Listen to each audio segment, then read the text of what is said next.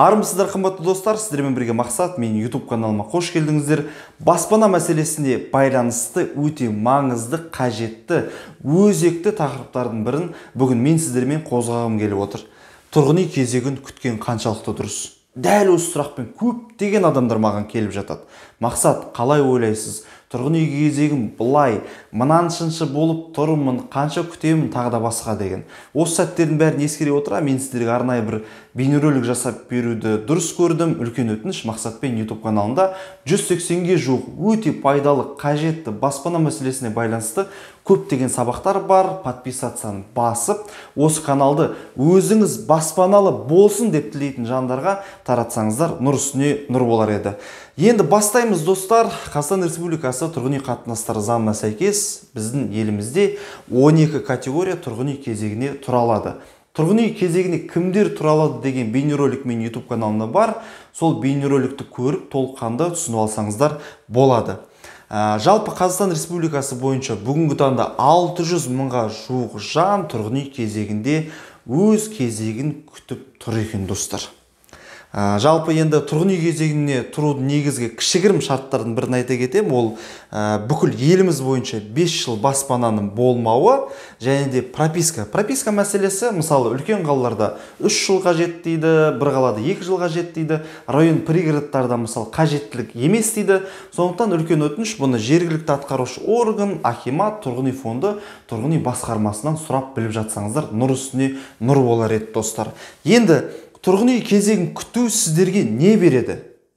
Мысалға, сіз тұрғын үй кезегіне тұрдыңыз, күтіп жүрсіз. Яғни, не береді ол сіздерге? Біріншіден, көп жағдайда жалдамалы баспана аласыз. Жалдамалы баспана. Екінші, кемінде достар, 10 жыл күтесіз. Өзіңіздің тұрғын үй кезегіңіздің келуін. 10 жыл деген қандай үлкен уақыт.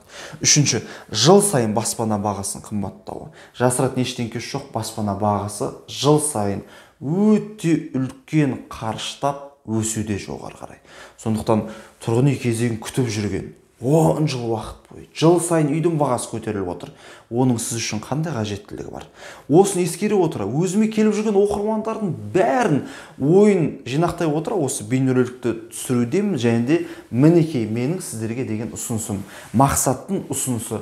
Мен сіздерге нұрлы жер, бақытты отбасы, шаңырақ мемлекеттік бағдарламаларын ұсынамын. Яғни шаңырақ дәл қазіргі сәтте, бүгін ол жоқ, мүмкін болашақта қайта жүзеге асыру мүмкін. Немесе тағы да болашақта, егер бұл бейнероликті сіз 2023-2024 жылдар көріп отырсаңыз, болашақта мүмкін мемлекеттік бағдарламалардың атауы өзгерер, немесе жаңа бір түрлері жүзеге асып атар дейді. Ол мәселе бойынша мен Мақсатпен Instagram каналымда әрқашанда жазып айтып отырамын. Кеттік. Енді бүгінге бар мемлекеттік бағдарламалар менің, яғни Мақсаттың сіздерге ұсынар. Біріншісі нұрлы жер мемлекеттік бағдарламасы. Қазір енді нұрлы жер шаңырақ дейміз, себебі 5-10-20, ал нұрлы жер өтіп отырса, ол жерде бастапқы жарна 20% болады. Осыны ескере кетіңіздер. Тағы да айтамын. Егер нұрлы жер бағдарламасы конкурстық жүйеде өз бағытында жүріп отырса, бастапқы жарна 20 болады. Егер нұрлы жер шаңырақ аясында жүріп отырса, бастапқы жарна 10% болады. Қарапайым тілде нұрлы жер шаңырақ 10%, нұрлы жер өз бағытында 20% бастапқы жарна. Мінекей, нұрлы жердің шарттары қандай? 5% банк пайызы, 5%. Қараңыздаршы, өте төмен мысалға. 10% бастапқы жарна, 20 жылға дейін несие рәсімдеу мүмкіншілігі. Мысалға дейге, енді жалпы кредитный жүйе дейді ғой, осы бағыт аясында 1-2-3 бөлмелі пәтерлер соғылады. 1 бөлмелер 40 шаршы метр, 2 бөлмелі 60 шаршы метр, 3 бөлмелі 80 шаршы метр. 1 бөлмелінің дәл қазіргі сәтке Нұр-Сұлтан қаласындағы, яғни 2022 жыл наурыз айы бағаларын ескере отыра, яғни болашақта қымбаттап кетуі мүмкін. Ал сіздің ауданда бұл бағалар анағұрлым төмен болуы мүмкін. Нұр-Сұлтан, Алматы қалалары, ол Қазақстан бойынша дәл осы нұрлы жер бағытына соғылатын үйлердің ең қымбат аудандары. Ал сіздердің аудандарда бұл ежемесін платеж вообще төмен болады. Мысалы, 1 бөлмеге 40 шаршы метрге 70 мың теңге айына. Қандай керемет, 2 бөлмеге 105 мың 60 шаршы метр. 3 бөлме 80 шаршы метрге 135 мың теңге. Бірақ ескере кететін жайт, бас салып бағанағыдай қалаға шығып кез келген үйді сатып ала беруге болмайды. Болмайды, достар. Тек қана әкімдік тарапынан соғылған үйлер. Әкімдік тарапынан соғылған үйлер, бұлар чистовой беріледі, бір жақсы жер. Енді кейбір нысандарда черновой берілуі мүмкін. Ескере кетіңіздер. Көбінде чистовой беріледі, линолеум, ламинат, стеналар тазартылған, тоқтар жүргізілген, ішінде қажет десеңіздер, жуынатын бөлмелердің бәрінде кафель бәрі дайын тұрады. Енді жарайды. Келесі бағытты еске алайық. Бақытты отбасы бағдарламасы. Мен бағана айта кеттім ғой. Тұрғын үй қатынастар заңына сәйкес 12 категория туралы деп. Осы 12 категорияның ішінде 3 категория бар. Ол көп балалы отбасылар, толық емес отбасылар және де мүмкіндік шектеулі баланы тәрбиелеуші отбасылар. Ол кісілер бақытты отбасы бағдарламасына қатыса алады. Бұл жерде шарттары 2%. Достар, 2%. Банктың пайызы 2. Көрдіңіздер ма? 10% бастапқы жарна 18 жылға. Нұрсұлтан, Алматы, Шымкент, Ақтау, Атырау қалалары бойынша 15 миллион теңгеге баспана алуға болады. Өзге қалаларда 10 миллион теңге. 15 миллион баспанасына 78 мың теңге ежемесячный платеж төлейсіздер. 10 миллиондікіне 52 мың теңге төлейсіздер.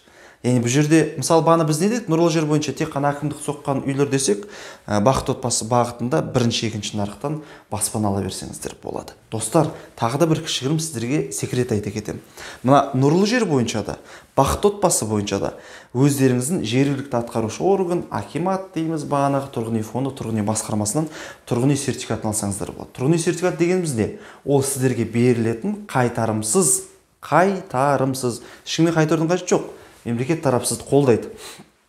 Раз сіз категория кіресіз, раз сіз мемлекеттік бағдарлама алып отырсыз ба, сізге мемлекет бастапқы жарнаға деп қайтарымсыз 1 миллион теңге, мысалы Нұрсұлтанда қазір 1,5 миллион теңге көлемінде қайтарымсыз сертификат береді. Бірақ ескере кетіңіздер, бұл сертификатты алу үшін өзіндік шарттары бар. Бағанағы жалақы бойынша шарттары бар.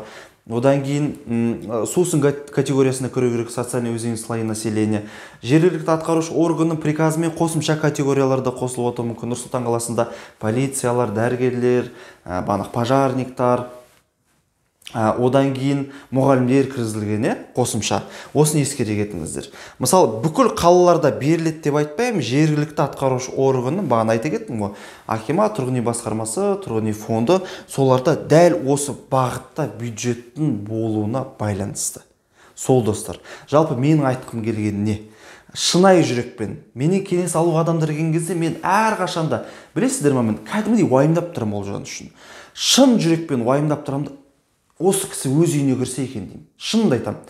Қандай да бір интересті бұлай ойластыру, қандай да бір интересті қадағалау онда жоқ, достар. Шынайы жүректен айтып отырмын. Мені танитын, менен кеңес алып жүрген жандар біледі. Маған келсе, мысалы 2007, мен оқырмандарым біледі, 2007, 2010, 2012 жылдар тұрғын үй кезегінде тұрған жандар келетін болса, 13-14 дейін мәссаған сіз таза динозавр екенсіз ғой деп әзілдеймін менші. Өз арабаны әзілдейміз. Таза динозавр екенсіз ғой сіз деймін. Не үшін десе, не істеп жүрсің сен 2012, 2013, 2014 бері? Не істеп жүрсің? Зачем күтіп жүрсің? Үйдің бағасы уже өсіп бара жатыр ғой. Шын ғой, достар, келісіңіздерші. Осыдан бір 2 жыл бұрын ғана Нұр-Сұлтан қаласында 10 миллионға бір бөлмелі пәтер табуға болатын, қазір таба алмайсың. Шынымен таба алмайсың. Мен айтамын, не істеп жүрсің? Не істеп жүрсің? Ол айналайындар-ау.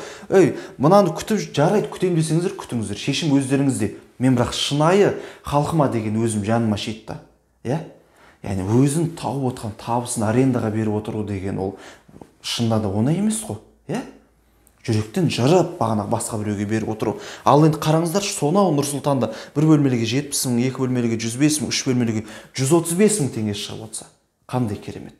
Мысалы Нұр-Сұлтанда 3 бөлмелі пәтерді арендаға алатын болса, ол адам әрине 135 мыңнан көп төлейді. Мына жақта өз пәтеріне төлейді. Өз баспанасына төлейді. Бұл жақта өкімет келіп айтпайды, сен бұл пәтерді алдың, болды, сен оны сатамайсың 2 жыл бойы деп. Жоқ, өзіңіз білесіз. Сіз алдыңыз, ең бастысы өкімет сізді категориядан алып тастайды, баспана алғаннан кейін. Өз үйіңізге кіргізеді, айтады, все, әрмен қарай баспана мәселесін өзің шешесің дейді. Яғни сізге мүмкіндік берді 10%-бен баспана алуға, аз бастапқы жарнамен. Қажет десеңіз сусын категориясына кіретін болсаң, сізге айтты. Давай конкурсқа өтіп ал, төлем қабілеттілігін раста, жетпей жатыр ма? Біз саған мемлекет тарапынан қолдау көрсетіп жүреміз. Бірақ тағы да айта кетейін, тұрғын үй сертификаты шарттары, бағанағы сусын категориясына кімдер жатады, қосымша, оның бәрі мен YouTube каналымда бар, көрсеңіздер болады, достар. Барлықтарыңыз көріңіздер. Шынайы жүрекпен, шынайы ниеттес сіздердің ұлдарыңыз Мақсат мырза. әрқайсыларыңыз өз баспаналарыңызға кіріңіздерші. Мен үшін ол өте үлкен қуаныш болатын еді. Мәртебе осындай ақпаратты сіздерге жеткізіп жүру. Үлкен өтініш, мен YouTube каналыма подписаться басып қойыңыздаршы. Бұл ақпаратты бүкіл танитын ағайын, туыс, бауырларға тарата берейікші. Шынында да тұрғын үй кезегінде өздеріңіз ойлаңыздаршы, Қазақстан Республикасы бойынша 600 мыңға жуық адам тұр. 12 категория ретінде. Соны 600 мыңға жуық адамдардың көпшілігі білетін болса, өз баспаналарында жүрсінші. Оп-оңай шарттар ғой, мысалы. История жақсы болу қажет. Желательно да енді. Ол жөнінде де жұмыс жасауға болады. Мысалы, бастапқы жағынан жоқ деймін, тұрғын үй сертификатын беріп отыр мемлекетте. Тағы да айта кетемін, маған сұрау керек деп айттым ғой.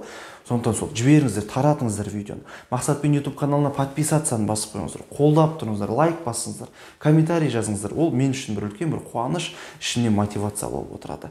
Тағы да айтамын, группаларға таратыңыздар. Мына мәселені көп адамдар біле бермейді. Көпшілік өз кезегін күтіп жүре береді. Қаншама адамдарды көремін мен, мысалы. Сол жаным ашиды, ішім былай ашуланып кетемін соны естіген кезде. Сондықтан давайте бәріміз бір-бірімізге көмектесейік, көптеген адамдарға таратайық, көптеген адамдардың баспаналы болуына себепші болыңыздар ағайын. Сол жақсы сіздермен бірге болған ұлдарыңыз Мақсат Мырза, әр қазақстандық баспаналы болсын, мақсатпен мақсатқа.